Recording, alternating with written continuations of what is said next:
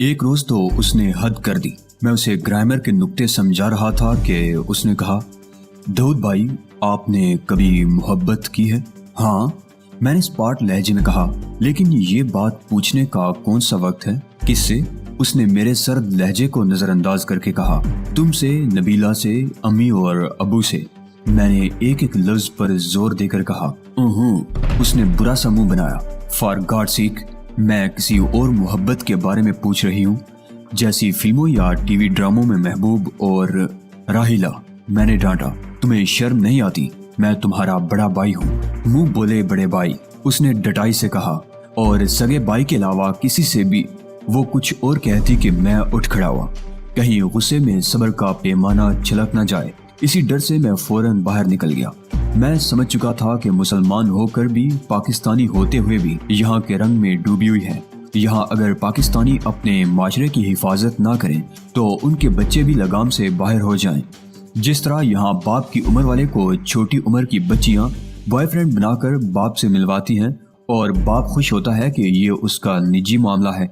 12-12 साल की कवारी माँ घर घर में नजर आती है, मगर कुछ पाकिस्तानियों की कोशिश से जो माशरा संभल रहा है, पाकिस्तानी खुद को गंदगी से बचाने की कोशिश कर रहे हैं। इसकी तारीफ अंग्रेज भी करने लगे हैं। अब ये कुछ और बात है कि शैतान फिर भी घेरने की कोशिश कर रहा है। ये भी शैतानी फिक्र पर तवज्जो देती है। इसे संभालना जरूरी था, इसलिए मैंने डांट दिया था। 2-4 दिन तो वो सहमी रही, लेकिन फिर उस पर कलमी मोहब्बत का भूत सवार हो गया। वो किसी तरह मानती ही नहीं थी। एक दिन फिर उसने बकवास शुरू कर दी। उसने लिखते लिखते कलम रोक कर कहा, दाऊद भाई, क्या है? जानते हैं मैं आपसे कितना प्यार करती हूँ। ये कहते हुए उसकी आंखों में अजीब सी चमक थी, जितना हर बहन अपने भाई से करती है, जितना प्यार मुझसे नबीला करती है। दाऊद भाई, उसने मेरी आंखों में झांका, क्या वाकई आप इतने बुद्धू हैं या फिर मेरे अलावा कोई और आपके दिल में बसी हुई है? मेरे दिल की हर धड़कन तो बस आप ही का नाम लेती है। मेरा दिमाग बग से उड़ गया। ऐसी वाहियात बात कैसे सुन लेता? मेरा दायां हाथ जन्नाटे से घूम गया और चटाख की आवाज दूर तक फैल गई। बेशर्म, मैं तेरी जुबान खींच लूंगा। अभी जाकर अम्मी को बताता हूँ। मैं बुरी तरह फट पड़ा। मेरी डांट और मार को नजरअंदाज करके उसने अपना गाल सहलाते हुए कहा, दाऊद साहिब, आपने अभी औरत का एक रुख देखा है, वो अगर फूल है तो नागन भी है। लीजिए दूसरा रुख भी देख लीजिए। ये कहते हुए उसने अपने कुर्ते का गरेबान फाड़ दिया और जोर जोर से चीखने लगी, बचाओ बचाओ। उसकी आवाज काफी बुलंद थी। मेरे फ्लैट से उसके फ्लैट तक पहुंच गई। उसकी चीख सुनकर उसके अम्मी अबू दौड़ते हुए आए। उन्हें देखते ही वो अपनी अम्मी से लिपट गई और सिसकते हुए कहने लगी, ये इंसान के रूप में भेड़िया है अम्मी। अभी ये मेरी इज्जत लूटने की कोशिश कर रहा था। राहिला के रूप में मेरे सामने गोया एक फुंकारती हुई नागन थी जो अपना फन फैलाए खड़ी थी, बल्कि उसने अपने जहरीले इल्जामात से मुझे डस लिया था। मैं गंग हो गया था। गम गुस्से ने मेरी जुबान पर कुफल लगा दिया था। मुझे ऐसा लग रहा था जैसे मेरे चारों तरफ धमाके हो रहे हों और कानों में सिर्फ इन्हीं धमाकों की गूंज थी। समा चिकन धमाके जो मेरे दिमाग की शरियानों को बुरी तरह तोड़ फोड़ रहे थे। इन्हीं धमाकों के दरमियान राहिला के अब्बू की आवाज सुनाई दी। उन्होंने अम्मी से कहा था, राहिला को ले जाओ। अम्मी उसे फौरन लेकर चली गई। उन दोनों के पीछे पीछे वो भी निकल गए। शायद इज्जत के खौफ से उन्होंने मामले को तूल नहीं दिया था। पाकिस्तानी कम्युनिटी में बात फैल जाती, इसीलिए वो खामोशी से चले गए थे। वो लोग तो चले गए, लेकिन मैं नजर न आने वाली आग में झुलसने लगा। अंदर ही अंदर भड़कती हुई आग ने मुझे राख कर दिया। मैं बिल्कुल टूट चुका था कि दरवाजे पर दस्तक हुई। दस्तक ने मुझे बंवर से खींच लिया और मैंने चौंक कर घड़ी देखी। रेडियम डायल की घड़ी में 8 बज रहे थे। अंधेरे की फैलती हुई चादर का मुझे मुतलिक एहसास नहीं हुआ था। इस सानहे को 4 घंटे गुजर गए थे और मैं एक ही पहलू पर बैठा था। लाइट तक नहीं जलाई थी। ज़हनी दचके ने होशो हवा से बेगाना कर दिया था। इसी वजह से दस्तक की आवाज भी मुझे नकारे की चोट महसूस हुई और मैं बुरी तरह चौंक गया। दरवाजे पर दोबारा दस्तक हुई तो मैं किसी रोबोट की तरह दरवाजे की जानिब चल दिया। बोल्ट गिराकर दरवाजा खोला तो सामने राहिला के अब्बू खड़े नजर आए। उनका चेहरा बेहद संजीदा था। वो बगैर मुसाफा किए अंदर आ गए और बिला तमहीद कहने लगे, दाऊद, मैं एक शरीफ आदमी हूँ और शरीफ आदमी की सबसे बड़ी दौलत उसकी इज्जत होती है। इज्जत व हुर्मत के अलावा हमारे पास कुछ नहीं है। बाखुदा किसी शरीफ की हुर्मत से खेलने की कोशिश ना करना। तुमने जो किया बुरा किया। फिर भी मैं चाहता हूँ कि मेरी इज्जत नीलाम ना हो। बेटी की इज्जत गंवा दी ना। गलती तुमने की, सजा मेरी मासूम बच्ची को मिलेगी। इसीलिए नबीला की अम्मी और मैंने काफी गौर व खोज के बाद फैसला किया है कि 15-20 दिन में राहिला की शादी तुमसे कर दी जाए। इस दौरान में अगर तुम कोई तैयारी करना चाहते हो तो कर लो। ये कहकर वो वापस चले गए। मुझे बोलने का मौका तक नहीं दिया। इस नई सूरत हाल ने मुझे मजीद परेशान कर दिया।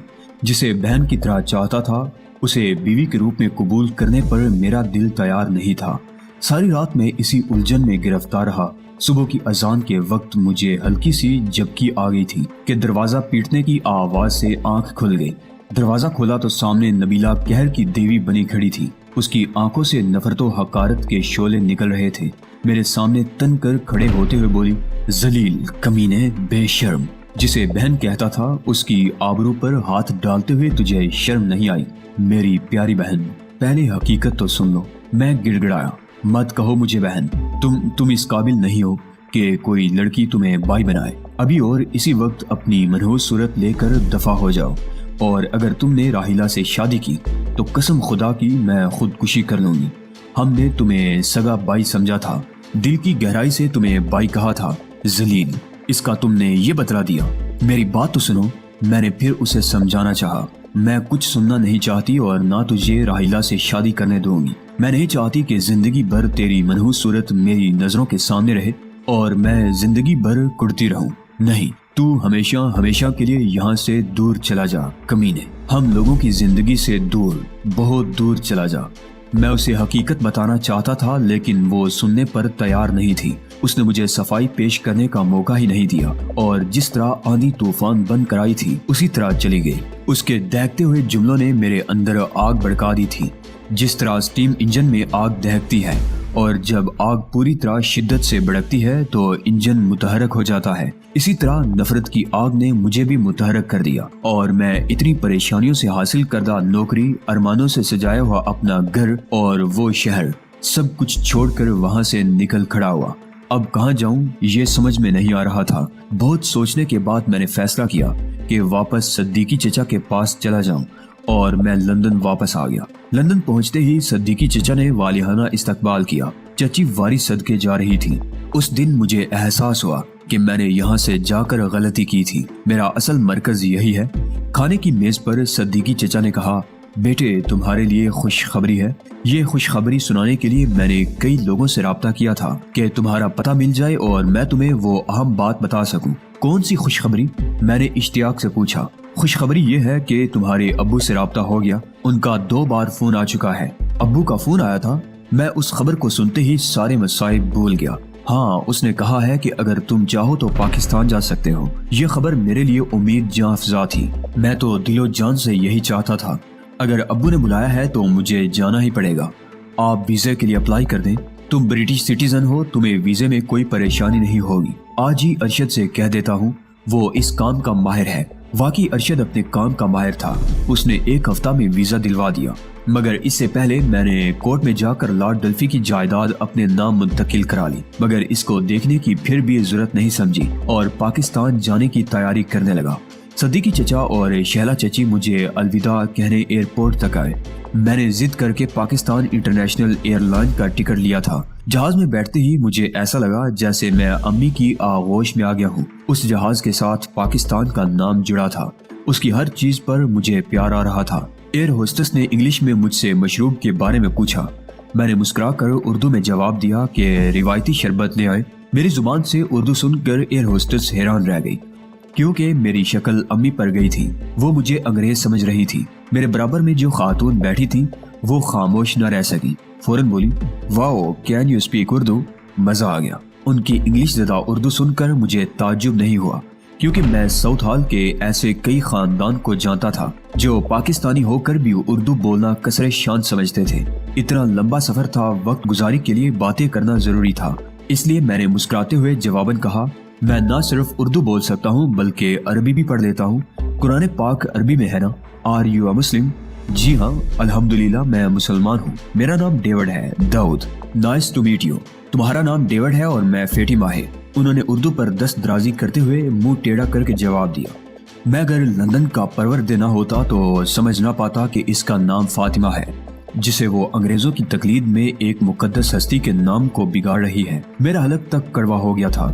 میں نے صرف وقت گزاری کے لیے پوچھا، کیا آپ پاکستان میں رہتی ہیں؟ نو، رہتی تھی۔ نو، آئی ایم برٹش۔ میرے ہسبینڈ بائی برتھ برٹش ہیں، 5 سال پہلے شادی کیا۔ اب میں ساؤتھ ہال میں رہتی، اب صرف ملنے ملانے کو پاکستان آتی۔ پاکستان تو اسلام کا قلعہ ہے، آپ زیادہ وقت وہاں کیوں نہیں رہتی؟ او نو، پاکستان بھی کوئی رہنے کی جگہ ہے؟ ڈرٹی، انسیولائزڈ، انکلچرڈ لوگ، ٹوٹی سڑکیں، اسٹریٹ کرائم، کیا نہیں ہوتا وہاں؟ مجھے اس کی بات متعلق پسند نہ آئی، مگر میں نے اسے ٹوکنا مناسب نہیں سمجھا۔ تبھی میری نظر ایئر ہوسٹس پر پڑی۔ میں نے اسے اشارے سے بلایا، میم میرا نام ڈیوڈ ہے، میں پہلی بار پاکستان جا رہا ہوں، ایئرپورٹ پر میرے والد ہوں گے، میں پھر بھی پاکستان کے بارے میں جاننا چاہتا ہوں، کیا مجھے پاکستان پر کوئی کتاب، کوئی لٹریچر مل سکتا ہے؟ یس، میرے پاس ٹورسٹ گائیڈ ہے، اگر کہیں تو وہ میں دلا دوں؟ جی لے آئیں۔ ایئر ہوسٹس چلی گئی۔ میں نے کنکیوں سے دیکھ لیا تھا کہ فاطمہ صاحبہ کے چہرے پر تمسخرانہ مسکراہٹ پھیل گئی تھی۔ بھئی تم کو پاکستان سے اسی لیے اتنی دلچسپی ہے کہ تم نے ابھی تک اس ملک کو دیکھا نہیں ہے، جب دیکھ لو گے تو ساری دلچسپی ہوا ہو جائے گی۔ وہاں ٹارگٹ کلنگ ہے، دہشت گردی ہے، بتہ خوری ہے۔ اس بار وہ آدمیت کے جامے میں آ گئی تھی اور اردو کو صحیح تلفظ کے ساتھ بول رہی تھی۔ میں انہیں کیسے سمجھاتا کہ جن کو نعمت نصیب ہو وہ نعمت کی قدر نہیں کرتے، یہ انسان کی فطرت ہے۔ اگر ایسا نہ ہوتا تو آج یہودی ٹھکرائی ہوئی قوم نہ کہلاتی اور گھر بیٹھے منو سلوا کھا رہی ہوتی۔ یہی حال فاطمہ کا ہے کہ اسے ہندوؤں کے تعصب کا شکار نہیں ہونا پڑا ہے، اسی لیے وہ سمجھ نہیں رہی کہ اسے کتنی بڑی نعمت ملی ہوئی ہے۔ ایئر ہوسٹس کتابچہ لے آئی تھی، اس لیے میں اس کی ورق گردانی کرنے لگا۔ ابھی میں کتاب دیکھ رہا تھا کہ پچھلے حصے سے چیخ بلند ہوئی۔ ادھر بیٹھے ہوئے لوگ اٹھ کر اگلے حصے کی طرف دوڑ رہے تھے۔ اس بگدڑ نے عجیب افراتفری مچا دی تھی، شور شرابہ شروع ہو گیا تھا۔ میں بھی چونک کر ادھر دیکھنے لگا تھا جدھر سے آوازیں آ رہی تھی۔ بھاگتے ہوئے ایک شخص کو میں نے روکنے کی کوشش کی تاکہ اس سے سوال کر سکوں، پوچھ سکوں کہ آخر ہوا کیا ہے، ایسی کون سی قیامت آ گئی ہے، مگر اس نے رکنے کی بجائے مجھے دھکا دیا اور کاکپٹ کی طرف بھاگتا چلا گیا۔ کئی ایئر ہوسٹس اور اسٹوورڈ بھی ادھر بھاگتے ہوئے گئے تھے، مگر لوٹا کوئی نہیں تھا۔ سب وہیں جمگٹا بنائے جمع تھے۔ وہاں ہو کیا رہا ہے، سب کر کیا رہے ہیں، یہ جاننے کے لیے وہاں جانا ضروری تھا۔ اس لیے آگے بڑھا تھا کہ فاطمہ نے کہا، ادھر نہ جائیں، کسی کو دورہ پڑا ہوگا، ہارٹ اٹیک ہوا ہوگا، معلوم تو کر لوں آخر ہوا کیا ہے۔ کیا تم ڈاکٹر ہو؟ بیٹھو اپنی جگہ، کوئی ضرورت نہیں دوسروں کے پھڈے میں ٹانگ اڑانے کی۔ فاطمہ غصے میں مصنوعی بولی بھول کر صحیح انداز میں بولنے لگی تھی۔ میں نے اسے مسکرا کر دیکھا اور اس شخص کی طرف بڑھ گیا جو ادھر سے آ رہا تھا۔ میں نے اسے روک کر پوچھا، کیا ہوا؟ لب و لہجے سے وہ جرمن لگا۔ اس نے کانپتی آواز میں کہا، ہائی جیکر، اور اگلی سیٹوں کی طرف بڑھ گیا۔ ہائی جیکر کا سن کر وہ لوگ جو آس پاس کی سیٹوں پر بیٹھے تھے اور پریشان بھری نظروں سے مڑ مڑ کر پیچھے کی طرف جمع بھیڑ کو دیکھ رہے تھے، ان کے چہرے کی رنگت اڑ گئی۔ فاطمہ بھی گھبرا کر رونے لگی۔ اس نے کہا، اب کیا ہوگا؟ ہم اغوا ہو رہے ہیں، میں ابھی پتا کر کے آتا ہوں، کہہ کر میں ادھر بڑھا۔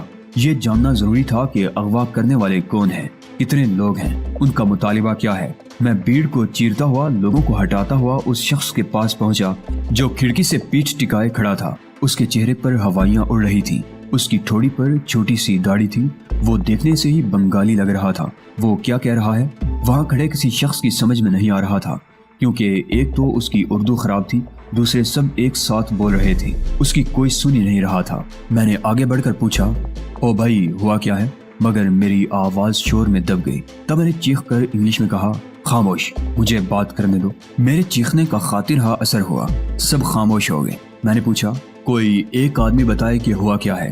اس ہائی جیکر نے بیگ سے کچھ نکالا تھا کہ برابر میں بیٹھی خاتون نے دیکھ لیا۔ یہ پلین ہائی جیک کرنے والا تھا، پلین ہائی جیک کرنا چاہتا تھا۔ کیا اس نے کوئی مطالبہ کیا تھا؟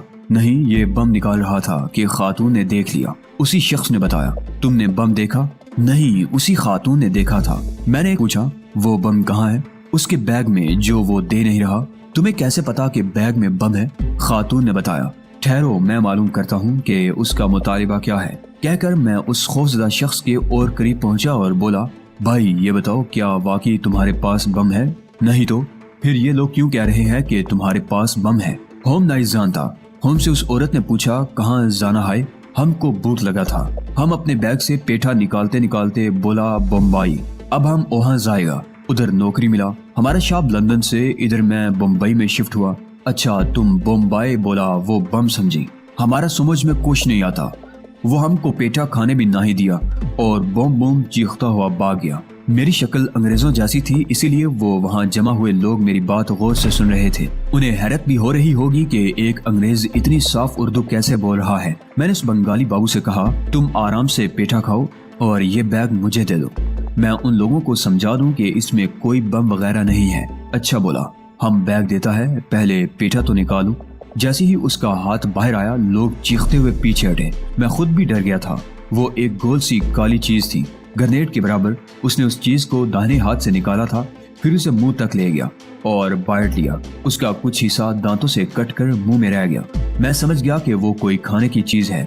میں نے بیگ لے کر اس کی تلاشی لی اور اندر کچھ بھی نہیں تھا. یہ کیا چیز ہے؟ میں نے اس کے ہاتھ میں پکڑے ہوئے پیٹھا کے بارے میں پوچھا. پیٹھا, بھوت پیٹھا, اس نے منہ چلاتے ہوئے کہا. میری ہنسی چھوٹ گئی. میں نے مڑ کر دور ہٹ کے لوگوں سے کہا, بھائی بم بم کچھ نہیں ہے, یہ فوڈ سٹف ہے, کھانے کی چیز. میرے کہتے ہی کئی لوگ آگے آ کر اس بھوت پیٹھا کو بغور دیکھنے لگے. میں نے اس سے مانگ کر وہ پیٹھا اپنے ہاتھ میں لے لیا.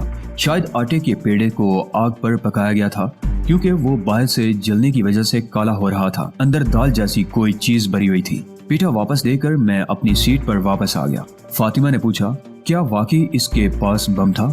میں نے اسے ساری کہانی سنا دی. وہ بھی ہنسنے لگی. اس وقت مسلمان اگر چاقو بھی نکالے تو لوگ اسے تلوار سمجھتے ہیں. کچھ بے عقل مسلمانوں کی وجہ سے پوری دنیا میں مسلمان دہشت گرد کے بطور پر مشہور کرا دیے گئے ہیں. مسلمانوں کو کوئی برا کہے, یہ مجھ سے برداشت نہیں ہوتا تھا. میں نے غصے پر قابو پانے کی کوشش کرتے ہوئے مطالعے میں خود کو غرق کر لیا.